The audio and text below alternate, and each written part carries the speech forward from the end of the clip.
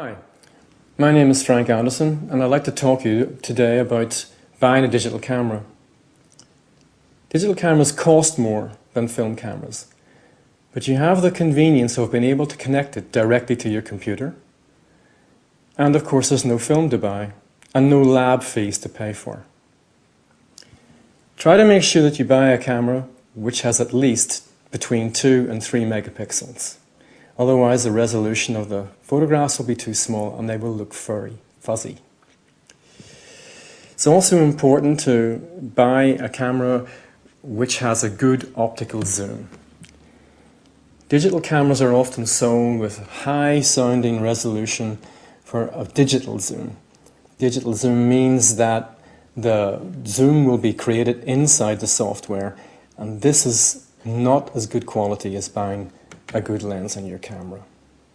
You should also think about how much RAM the camera has, because the more RAM it has, the faster it registers images, the more images you can take without having to stop shooting. And also, you should consider additional features such as the ability to shoot macro images and the ability to operate the camera with a time lag or a self-timer. It may also be important to consider what sort of batteries the camera uses. For example, this purpose-made battery for this camera is very expensive. On the other hand, if you use batteries like these AA size batteries, it's a much cheaper option. For those of you who have got a lot more money to spend, you might consider a high-end digital camera such as this digital SLR.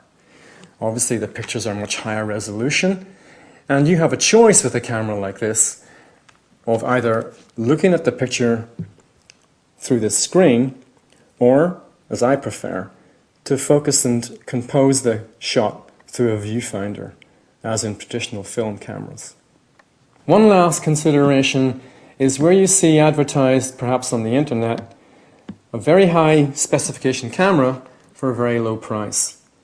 Be careful with these cameras, because very often the specification refers only to digital software and not to the actual quality of the camera itself.